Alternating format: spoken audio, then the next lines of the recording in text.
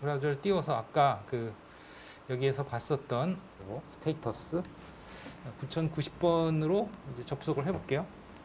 이 시스템 내부기 때문에 물론 이제 파이어월도 설정이 돼 있어서 외부에서도 아마 접속이 가능할 거라고 생각은 드는데 지금 뭐 파이어월에 대해서 우리가 여기에서 얘기는 안 했지만 여기 파이어월에 대한 점검 명령이 있죠. 그래서 여기 보시면 sudo firewall cmd -mas list all 여기서 한번 보시면 sudo firewall cmd -mas list all 이렇게 하면 그 파이어월에서 정의된 내역들을 이 시스템에 리눅스 시스템의 그 파이어월에서 방화벽에서 적용 중인 정의 내역들을 쭉 리스트를 해줍니다.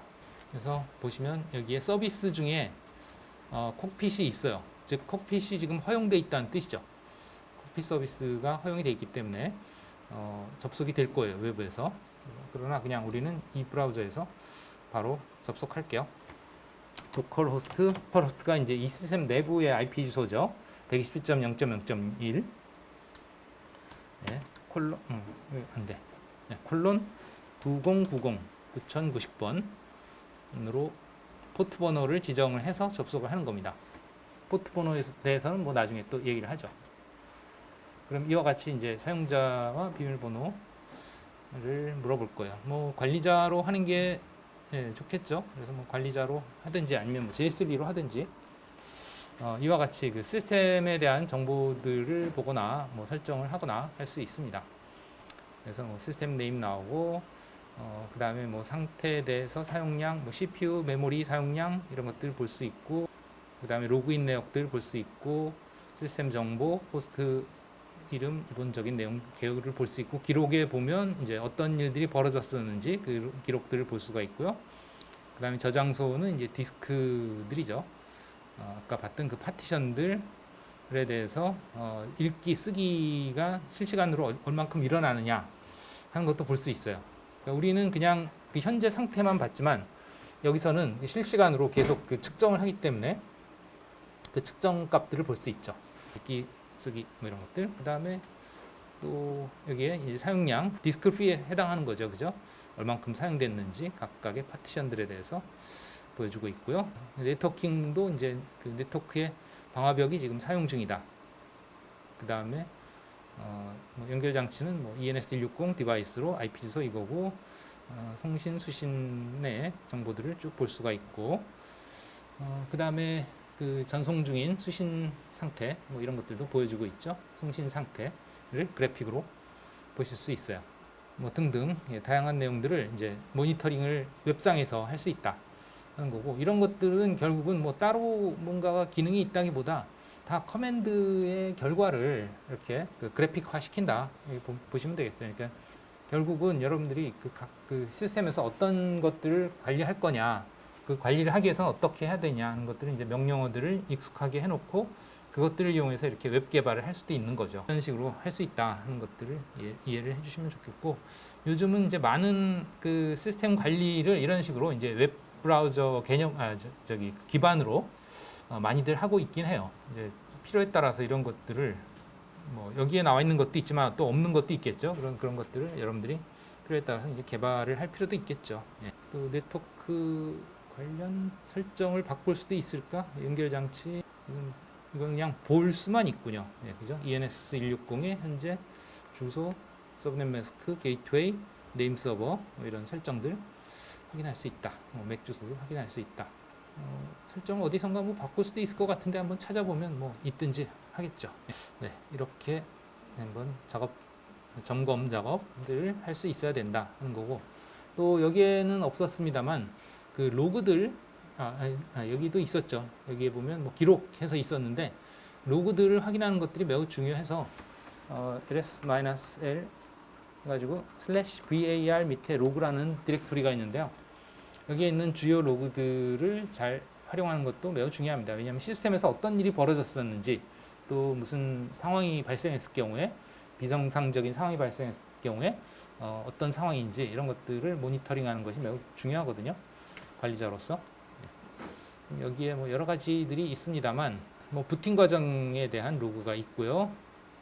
그 다음에 BTMP 요거는 사용자가 로그인을 실패했을 경우에 그 로그인 실패에 대한 그런 정보가 여기에 저장이 되고요.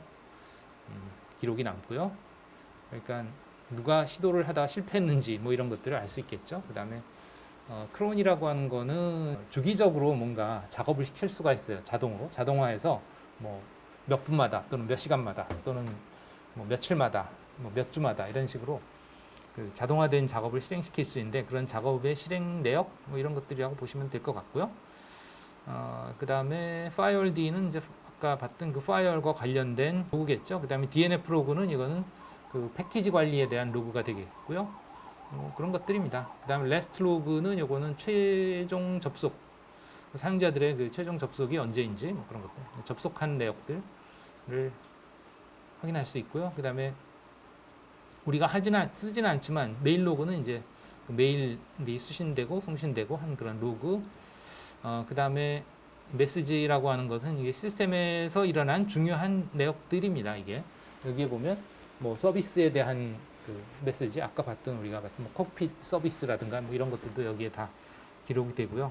시스템 서비스 또는 뭐 시스템에서 사용자 인증은 아니고 인증은 여기서 안 나오고 인증은 시큐어에서 저장이 됩니다. 그래서 시큐어에는 이제 여러분들이 sudo 명령을 실행했다든가 아니면 로그인할 때 패스워드를 입력했다든가 그런 것들이 이제 사용자 인증 관련이죠.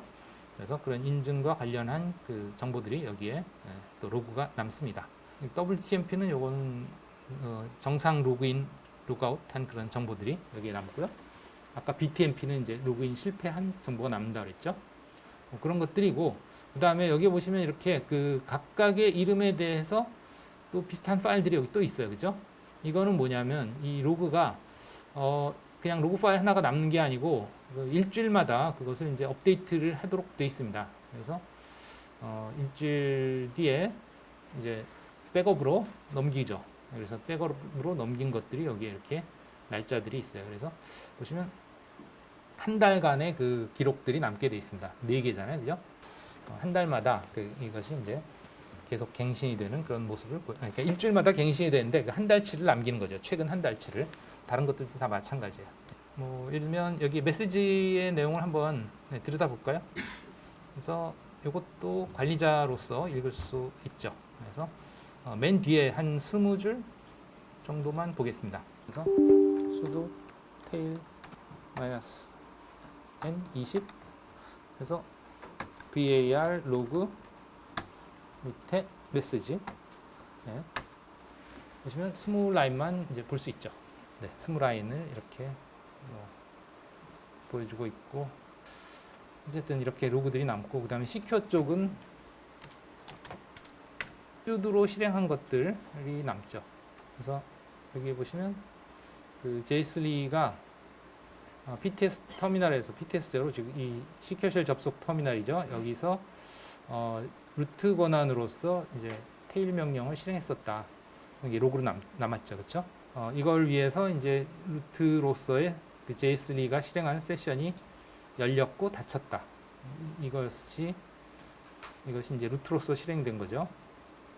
그리고 그것이 이제 닫히고 방금 실행한 것에 대해서는 로그가 남지 않았죠. 방금 실행한 것에 대해서는 로그를 보려면 또 이렇게 하면 이제 시큐어에 대해서 로그가 남았죠, 그죠? 이런 식으로 확인할 수 있겠다. 뭐 이런 것들을 봤고요. 그래서 관리자로서 뭐 이런 것들을 좀 다룰 줄 알아야 된다, 필요하다 하는 겁니다. 여기까지 해서 이제 설치 과정에 대해서 마무리하고 다음 챕터로 넘어가겠습니다. 다음 챕터는 이제 원격 접속에 관련된 내용입니다. 자, 이제 원격 접속 서비스로 넘어가겠습니다. 그래서 원격 접속 서비스는 그야말로 원격에서 접속하는 그런 서비스가 되겠는데 지금 우리가 쓰고 있는 것 중에 이제 시큐어 쉘이 그런 대표적인 거죠. 원격에서 이제 터미널 접속하는 거죠. 그래서 이제 두 가지로 크게 나눠서 원격 보안 터미널 접속이라고 되어 있는데요. 시큐어 쉘. 그 다음에 이제 원격 데스크탑 접속. 요거는 이제 CLI 환경이 되겠죠. 그죠? 그 다음에 여기는 이제 GUI 환경이 되겠죠. 그래서 그 두 가지의 대표적인 그 원격 접속의 방식에 대해서 우리가 다룰 텐데 여기에서는 뭐 원격 보안 터미널이라고 했습니다만 사실은 그 이 시큐어 쉘이라고 하는 거는 그냥 단순한 터미널 기능만은 아니에요. 터미널 기능만은 아니고 좀 더 그 광범위한 그런 기능을 가지고 있는데 터미널이라기보다는 원격 보안 터미널에서 이 밑자를 뺀 터널의 기능을 가진다 이렇게 보시면 될 것 같아요. 그래서 두 개의 호스트 사이에 보안이 적용된 그런 채널이 하나 생긴다. 시큐어 쉘을 통해서 이렇게 보시면 될 것 같아요. 그래서 그야말로 시큐어 쉘의 뜻이 이 쉘의 뜻이 그냥 터미널이라고 생각하면 우리가 보통 터미널로 접속하면 디폴트로 뭐가 실행되냐면 이제 쉘이 실행되죠. 여러분들이 아는 쉘. 가장 대표적인 게 이제 배시죠. 지금 실행되고 있는 쉘도 배시죠. 여기에서 PS 해보시면 지금 현재 이 터미널에서 실행되는 게 배시란 말이에요. 이렇게 프롬프트 보여주고 여러분들한테 이렇게 딱 컬서 주고 타이핑해서 명령을 입력할 수 있게 해주고 명령을 받아서 해석해서 실행시켜주고 실행된 결과를 터미널에 보여주고 이런 것들이 쉘이죠. 그래서 그냥 잘못 생각하면 그런 것을 보안 접속을 할 수 있게 해주는 건가 보다. 즉 이 쉘 환경을 배시와 같은 쉘 환경을 보안으로 접속할 수 있게 해주나 보다 하는데 그 쉘이 아닙니다. 이 쉘은 시큐어 쉘의 쉘은 그 쉘이 아니고 이 껍데기, 껍질, 조개 껍질이라는 그런 뜻이에요. 그 껍질뿐만 아니고 어쨌든 껍질이라는 뜻이죠. 조개 껍질은 어때요? 되게 단단하죠, 그죠? 그래서 그 안에 조개살이 다치지 않도록 또 그 적으로부터 먹히지 않도록 그렇게 해주는 아주 보호 역할을 하잖아요. 그런 역할을 한다는 의미입니다. 어떤 것에 대해서 그 쉘을 통해서 그 껍질을 통해서 유통되는 데이터들을 보호해준다. 그런 의미를 가진다. 그래서 마치 그 보안이 유지되는 터널과도 같다. 두 개의 호스트 간에 흡입할 수 없는 보안 터널과도 같이 그 안으로 뭔가가 데이터가 유통이 될 수 있게 해준다. 거기서 유통되는 데이터는 굳이 이러한 그 배시 터미널뿐만이 아니라 뭐 파일 전송도 가능하고 아니면 뭐 다른 그 뭐 엑스윈도우 같은 GUI 그 그래픽 데이터도 유통이 될 수 있고 뭐 여러분들이 원하는 것에 따라서 다양한 그 서비스들의 데이터들을 보안으로 이제 이렇게 보호해 줄 수 있는 좀 광범위한 기능을 가진 기능이 이제 시큐어 쉘입니다. 그러니까 단순히 보안 터미널 기능만은 아니다 하는 거고요. 그 다음에 이제 원격 데스크탑은 뭐 GUI 환경을 제공해 주는 거고 대표적인 것이 여러 개 있는데 우리는 그 중에서 이제 리모트 데스크탑 프로토콜이라고 하는 RDP 프로토콜을 이용을 해서 할 겁니다. 그 다음에 여기서는 주로 그 원격 터미널 접속으로서의 기능을 주로 얘기를 할 거고요. 또 추가로 기타 시큐어 쉘 프로토콜 기반 서비스라고 한 게 이제 이게 바로 이 시큐어 쉘을 이용을 해서 추가적으로 이제 다른 서비스들을 뭐 예를 들면 파일 전송이라든가 뭐 이런 것들 이런 것들을 이제 이용할 수 있게 해주는 것이다 이렇게 보면 되겠고 그 다음에 조금 더 발전돼서 이것들을 그야말로 터널링의 용도로 다른 서비스들이 다양한 서비스들을 터널을 통해서 유통이 될 수 있도록 해주는 기능인 터널링 기능에 대해서 좀 더 다루겠습니다. 다룰 예정이고 그 다음에 뭐 이거는 모바일 접속은 우리 환경이 좀 안 돼서 네트워크는 모바일에서 들어올 수가 없어요. 예전엔 됐었는데 이게 지금 안 돼서 요거는 뭐 빼겠습니다. 그 다음에 또 공유기 외부 네트워크 이것도 마찬가지로 요게 예전에 그 코로나 시절에 우리 실습실에서 할 수 없었기 때문에 가정에서 공유기가 있는 상태에서 여러분들끼리 작업을 하는 그런 걸 했었는데 그것도 뭐 지금 환경은 좀 다르기 때문에 하지 않겠습니다. 어쨌든 그 크게 두 가지 시큐어 쉘과 리모트 데스크탑 두 가지를 다루겠습니다. 그래서 뭐 다음 페이지에 있는데요. 뭐 여기서는 이제 TCP/IP 원격 접속 서비스다 이렇게 얘기했죠. 뭐 인터넷상에서의 프로토콜이니까 대부분 이제 TCP/IP의 응용 프로토콜로서의 이제 원격 접속이 되겠죠. 뭐 클라이언트와 서버의 구조로 작동을 한다. 그래서 서버에서 이제 그 접속 서비스를 제공을 하고 클라이언트들이 이제 서버에 접속하는 그런 방식이고 아까 얘기했듯이 이제 크게 두 가지 CLI 터미널 쪽과 접속과 그래픽 터미널 접속 이 두 가지를 하겠는데 그 중에 이제 뭐 CLI 쪽은 우리가 하려고 하는 건 이제 시큐어 쉘인데 그 외에도 뭐 텔넷이라든가 알로그인 이런 것들이 있는데 요즘은 거의 쓰이진 않아요. 예. 왜냐하면 이 시큐어 쉘은 아까도 얘기했듯이 그 암호화된 터널을 이용해서 채널을 이용해서 이제 보호를 해주고 있지만 이 텔넷이나 알로그인은 그냥 플레인 텍스트 그대로 여러분들이 타이핑을 하는 내용이나 아니면 모니터 상에 나타나는 모든 내용들이 그대로 이제 암호화되지 않은 채 유통이 되기 때문에 보안에 되게 취약하죠. 그래서 우리는 시큐어 쉘 쪽으로 할 거고요. 그 다음에 GUI 접속도 리모트 데스크탑 프로토콜이 있다 그랬는데 그거 외에도 이제 VNC라든가 그 다음에 이제 뭐 X윈도우 뭐 이런 것들이 있는데 요즘은 뭐 VNC도 많이 쓰이기도 하고요. 그 다음에 RDP도 많이 쓰이기도 하는데 우리가 사용하는 이 RDP는 이건 윈도우즈와 호환이 잘 되죠. 마이크로소프트에서 만든 프로토콜이거든요. 이 RDP라는 게. 그래서 원래는 윈도우즈의 원격 터미널 접속을 그래픽 터미널 접속을 위해서 개발이 됐는데 이것이 이제 이렇게 리눅스 진영에서도 이게 쓸 수 있도록 그렇게 공개가 돼서 지금 구현이 되어 있습니다. 그래서 그거를 해보겠습니다. 그런데 사실상 이 RDP는 RDP 독자적인 그런 프로토콜은 아니고요. 사실 이 VNC하고 같이 엮여서 들어갑니다. 그 얘기는 뭐냐면 실제 그래픽에 대한 그 데이터 정보를 전달하는 그런 용도로는 이제 이 VNC가 쓰이고 RDP는 그것을 포장하는 용도로 실제 그 세션을 관리하는 용도로 쓰여요. 그렇게 그 이중으로 동작이 됩니다. 그래서 RDP를 실행하면 VNC 서비스가 실행이 되고 접속을 하면 이제 VNC 서비스가 그 RDP를 통해서 그래픽을 서포트 해준다. 뭐 그렇게 보시면 될 것 같습니다. 뭐 그건 나중에 실제로 해보시면 뭐 될 거고요. 네, 그러면 뭐 먼저 그 시큐어 쉘 먼저 보도록 합시다. 그래서 아까도 얘기했지만 이제 암호화 시킨 그런 프로토콜을 통해서 즉 암호화 터널을 만들어서 보안 네트워킹을 구현해준다 이렇게 보시면 되겠고요.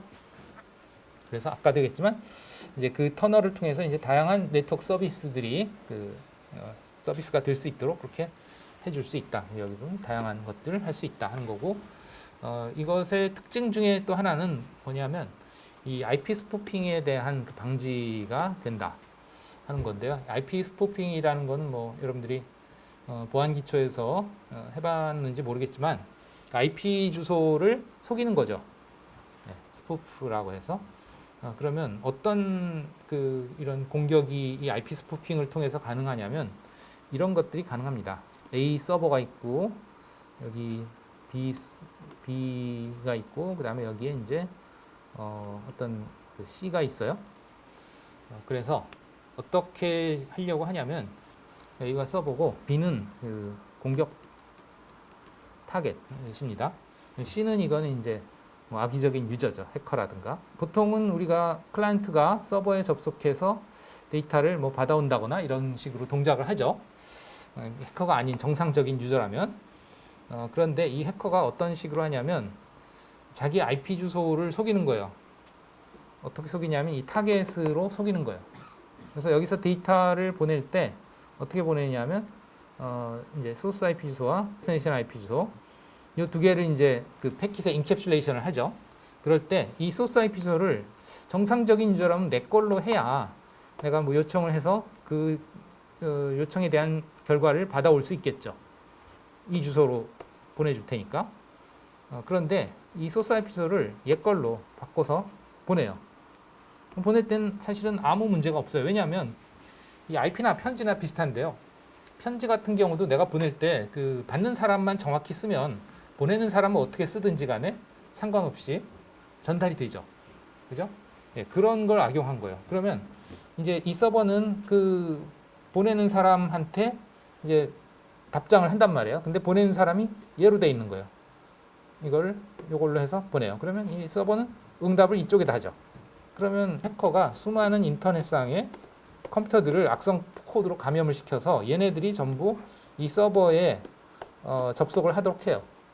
그러면서 이제 얘네들이 다 IP 스푸핑을 하는 거지. 즉 자기 IP 주소를 자기 것이 아닌 얘 걸로 만들어서 보내는 거예요. 그러면 이 서버는 계속해서 응답을 어디로 하냐? 여기로 하고 얘도 응답을 여기로 하고 얘도 응답을 여기로 하고 얘도 응답을 여기로 합니다.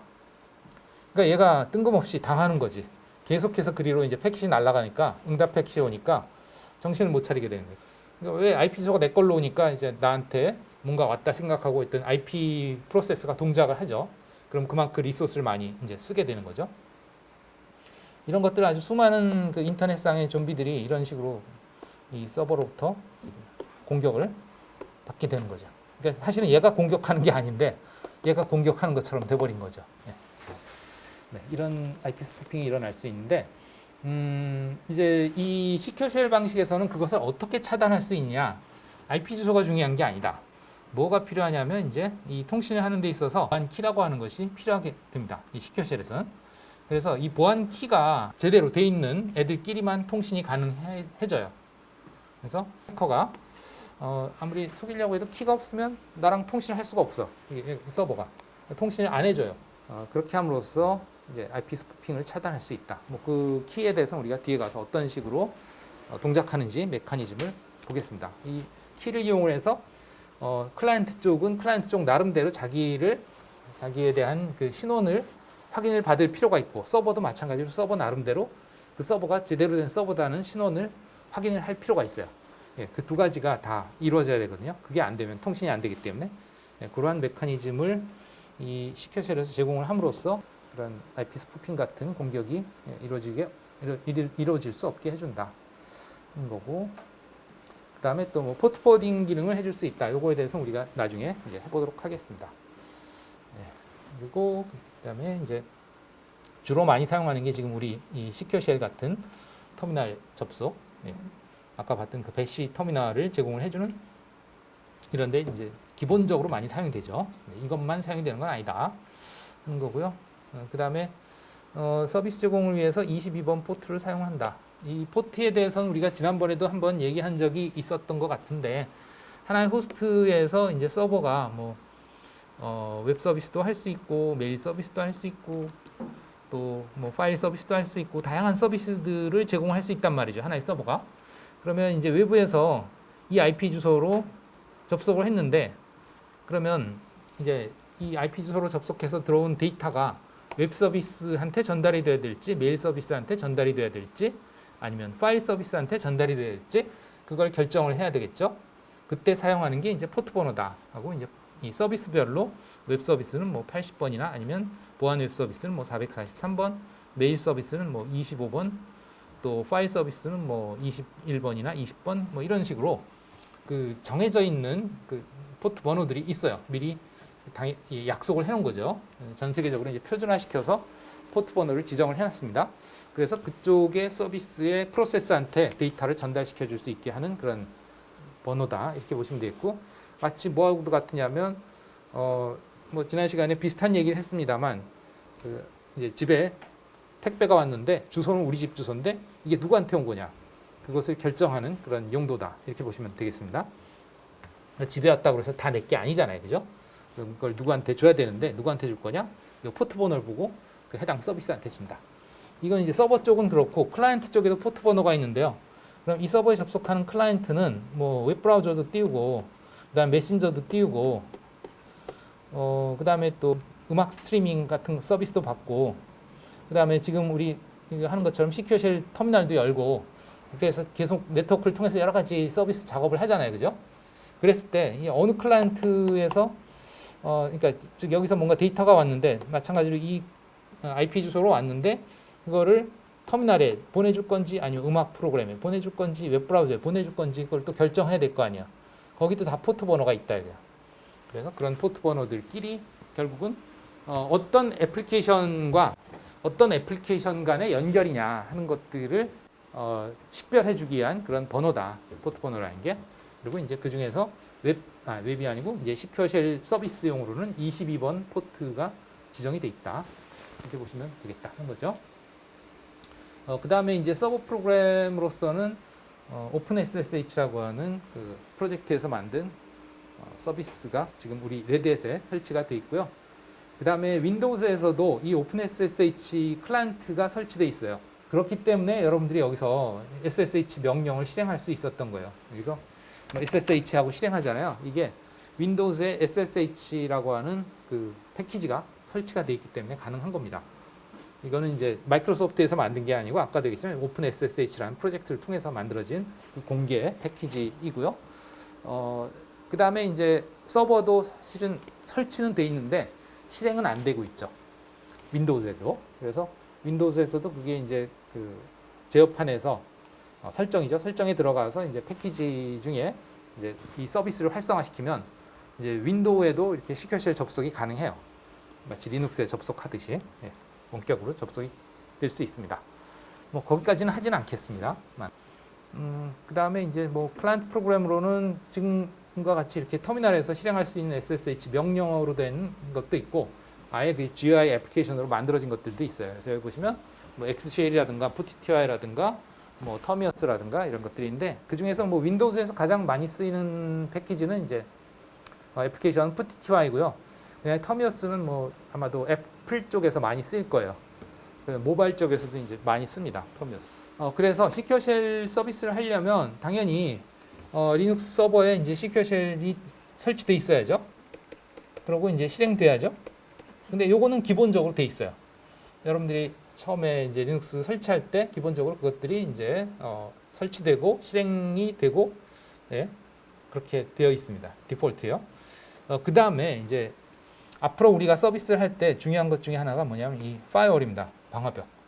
그래서 기본적으로 또 리눅스에서도 방화벽이 또 있어서 이 방화벽이 하는 일은 이제 들어오고 나가는 그 패킷들을 검사를 해서 그들을 통과시킬 건지 말지를 결정을 하죠. 많은 경우에 이 방화벽에서 어떤 규칙을 기반으로 하느냐 하면 보통은 이제 주소, IP 주소죠. 또는 포트. 포트는 결국은 서비스의 개념이죠. 어떤 서비스를 통과시킬 건지 말 건지 이거죠. 그래서 주소는 뭐 어디서부터 오느냐, 어디로 가느냐. 근데 사실은 여기 이 방화벽은 이 시스템 자체에 내장되어 있는 방화벽이다 보니 여기서 뭐 어디로 가느냐에 대한 거는 얘죠, 당연히. 얘의 IP 주소에 대해서. 물론 여기도 이제 IP 주소를 여러 개 설정할 수 있어요. NIC를 여러 개 둬서 NIC에 따라서 어떤 주소로는 접속이 되고 어떤 주소로는 접속이 안 되고 할 수도 있습니다. 그러나 어쨌든 그런 주소로 어디로 접속하느냐 또는 어디서 접속하느냐 또는 어디로 나가느냐 이런 것들을 이제 여기서 허용을 하든지 말든지 할 수가 있어요. 그래서 이제 들어오는 쪽을 우리가 뭐라 그러냐 인바운드라고 그러죠. 들어오는 것을 허용할 건지 말 건지가 인바운드고 나가는 것에 대해서 어디로 가느냐 또는 어디서 나가느냐 이런 것들에 대한 게 이제 아웃바운드예요. 룰이 이제 인바운드 룰이 있고 아웃바운드 룰이 있다. 는 거고 그러면 이제 인바운드에 대해서도 어느 IP 주소로 오느냐 또는 어느 서비스로 가느냐. 우리는 지금 여기서 뭐 주소는 어차피 우리 공인 IP 주소 하나이고요. 거기에 대해서 결국은 이제 TCP 22번 이게 이제 시큐어쉘이요. 시큐어쉘의 포트에 대해서 허용을 해줘야 외부에서 접속이 가능하다. 는 거고 기본으로 허용이 되어 있습니다. 이것이 이제 포트 번호로는 안 돼 있고 사실은 여기에 서비스로 되어 있습니다. 아까 봤었는데 클리어를 해서 지워버렸네요. 아까 봤었던 커맨드 중에 이 file cmd -list all 이 명령어를 보시면 이것도 이제 설치 과정에서 디폴트로 허용이 돼 있어요. 여기 보시면 서비스 중에 시큐어쉘이라고 있죠, 그죠? 이게 바로 이제 22번 포트에 대한 접속을 허용시켜 준 겁니다. 아까 뭐 칵피트 있었죠? 이렇게 해서 이제 외부로부터 이 서비스에 접속이 가능하도록 되었다. 예를 들면 콕핏 같은 경우는 아까 9090번이었죠. 그죠? 웹브라우저에서 로컬호스트 콜론 9090 했잖아요. 그게 포트 번호예요. 그 포트 번호로 지금 서비스를 하고 있는 것이 콕핏이고 시큐어쉘은 22번 포트로 서비스를 하고 있는 것이고 뭐 이렇게 이해를 하시면 될 것 같아요. 네, 혹시 여기까지 질문 있나요? 계속 내가 떠들기만 했는데. 있나요? 이론적인 것도 알고 있어야 뭔가를 하죠. 그죠? 그냥 아무렇게나 명령을 내리는 게 아니고 이론적인 백그라운드를 가지고서 내가 어떤 것이 어떻게 동작을 해야 된다 했을 때 그러면 내가 원하는 것이 무엇이냐 거기에 맞춰서 이제 명령을 실행해야 되니까 이론적인 걸 안 할 수가 없습니다. 자, 그 다음에 그러면 이제 이 리눅스 시스템에서 그런 서비스들을 어떤 것들을 허용하고 어떤 걸 차단하고 하는 것들을 할 수 있는 그 서비스들의 목록이 어떻게 되냐 하는 것을 파이어월에서 또 확인할 수 있는데요. 그러니까 파이어월에서 그걸 이제 허용하고 차단하고 이거는 그 서비스 자체가 아니고 파이어월이 하는 거예요. 서비스하고 상관없이. 독립적인 거죠. 서비스는 서비스 나름대로 할 거고, 서비스에서도 이거 허용 차단 이런 것들 어느 정도 할 수 있는데, 누구는 허용해주고 누구는 말고, 뭐 또 어디로 가는 건 허용해주고 그런 걸 할 수 있는데, 그거 말고 독립적으로 파이어월이 하는 거죠. 이건. 그래서 어떤 걸 할 수 있느냐? 여기에 get service 명령으로 볼 수 있습니다. sudo file cmd --- get service 명령으로 보면 되게 많아요. 리스트들이. SSH 여기 있죠. 그 다음에 HTTP가 여기 있죠. HTTP 이게 웹 서비스. 그 다음에 DNS 네임 서비스 뭐 이런 것들. 우리가 해보지는 못하겠습니다만 SMTP 메일 서비스 뭐 이런 등등 다양한 그 서비스들에 대해서 이 파이어월이 제어를 할 수 있다. 즉 뭐 제공을 해주거나 아니면 차단을 하거나 할 수 있다는 거죠. 허용을 해주거나 차단을 하거나. 그것들이 그러면 어떻게 이렇게 리스트업이 되어 있냐면 사실은 이 파이어월D에 해당하는 그 각각의 그 서비스에 대한 그 설정 명세가 여기에 어떤 서비스.xml 파일로 있어요. 확인해 보죠. ls-l에서 usr lib 밑에 firewall d firewall daemon이라는 뜻입니다. 이게 firewall daemon 에서 services 디렉토리에 보면 여기에 리스트업 되어 있는 서비스가 이 앞에서 봤던 얘네들이에요. 얘네들. 그대로 여기에 이제 파일 네임으로 .xml 해서 있습니다. 그래서 이 xml 파일에 그 해당 서비스에 대한 명세가 파이어월에서의 명세가 기록이 되어 있고요. 그 중에서 우리는 그러면 이제 방금 아까 확인해봤던 그 시큐어쉘에 대해서 보도록 하겠습니다. 그래서 secureshell.xml 이걸 보죠. 그래서 secureshell ssh.xml 하면 이제 파일은 이렇게 할 수 있고 여기서 ls-l 대신에 이제 cat해서 내역을 볼 수 있겠죠. cat 해가지고 이제 여기에 있는 xml ssh.xml 파일 보면 여기에 그 서비스가 이렇게 정해져 있죠. 뭐 secureshell 서비스이고 디스크립션 이건 설명이니까 뭐 읽어보시면 되겠고 이제 중요한 건 이거예요. 그러니까 파이어월에서 이것을 어떻게 처리하느냐, 어떻게 이것에 대해서 명세를 하고 있느냐. 이것의 프로토콜은 TCP이고 포트 번호는 22번이다. 그러니까 이 시큐어쉘 서비스를 허용한다는 것은 무슨 얘기냐면 22번 포트, 그것도 이제 TCP 프로토콜에 대한 22번 포트를 허용하는 것이다. 차단한다면 TCP의 22번 포트에 대해서 차단하는 것이다. 뭐 그런 명세가 여기에 들어있다. 여기 보시면 되겠습니다. 그거 외에 뭐 또 그러면 시큐어쉘 말고 그러면 그래서 HTTP는 그럼 어떠냐 이렇게 볼 수 있겠죠. HTTP 같은 경우에는 여기 보시다시피 이제 TCP 포트 80번 뭐 이렇게 정의가 돼 있다 이거죠. 그러니까 서비스로 지정을 하는 것이나 사실은 이렇게 포트 번호 프로토콜 이렇게 지정을 하는 것이나 뭐 똑같습니다. 그 다음에 이제 이 내용을 이렇게 cat으로 볼 수도 있지만 인폴 서비스를 가지고도 볼 수 있어요. 파일 cmd에서 해보겠습니다. sudo file cmd get 서비스가 아니고 이제 -info 서비스는 뭐 ssh 이러면 시큐어쉘 서비스에 대한 이 XML 파일의 정보를 보여줍니다. 여기 보시면 뭐 중요한 건 이거죠. 이거 22번 TCP 포트 이렇게 내용을 볼 수 있어요. 우리가 지금은 확인만 했지만 이제 앞으로는 이것들은 이제 설정하고 해야 되겠죠. 그 다음에 이제 시큐어쉘 자체에 그 접속을 하기 위한 서비스와 관련된 설정, 그 다음에 이제 클라이언트에 대한 설정을 다 여기에 그 etc 밑에 ssh 디렉토리에 여러 가지 설정들을 담아놨습니다. 그래서 ls-l 그래서 etc 밑에 ssh 디렉토리에 보시면 여러 개의 파일들을 볼 수가 있는데요. 여기에 이만큼 있죠. 그러면 이제 크게 보면 세 가지 카테고리가 있는데 일단 그 시큐어쉘 클라이언트에 대한 설정을 위한 설정, 그 다음에 시큐어쉘 서비스를 위한 설정, 그 다음에 요거는 이제 시큐어쉘에서 사용할 키 파일들, 이 키 파일이라는 게 이제 자기 자신이나 상대방의 인증을 위한 그런 용도로 사용이 되죠. 그래서 여기 보시면 세 개의 쌍으로 되어 있어요. 그래서 여기 보시면 ECDSA 키가 있고 ECDA 키 점 퍼브가 있고요. 그 다음에 ED2519 키가 있고 키 점 퍼브가 있고요. 그 다음에 RSA 키가 있고 RSA 키 점 퍼브가 있죠. 그죠? 그래서 이렇게 한 쌍씩 세 쌍으로 되어 있습니다. 세 쌍으로 되어 있고 이들이 이제 키의 종류예요. 유형. 암호화 키를 어떤 키로 쓸 거냐 하는 그런 거다. 이렇게 보면 되겠어요. 네, 그래서 뭐 이 중에 이제 한 가지를 선택을 해서 쓰시면 되겠는데 보통은 기본으로 이제 RSA 키를 많이 씁니다. 그럼 이 키는 뭐고 이 키.pub는 뭐냐 하면 이게 이제 그 키를 둘 간에 인증을 하기 위해서 그리고 암호화를 하기 위해서 그냥 하나의 키를 쓰는 게 아니고 키 쌍을 쓴다고 하는데요. 개인 키하고 공개 키 이렇게 두 개의 키를 씁니다. 개인 키는 이제 내가 가지고 있는 거고 공개 키는 상대방한테 주는 키예요. 그래서 그 두 개의 키를 이용해서 이제 나에 대해서 인증을 하거나 그러니까 즉 나를 그 식별하게 해주거나 아니면 상대방이 뭔가를 보낼 때 그 나한테만 보낼 수 있게 그렇게 해줍니다.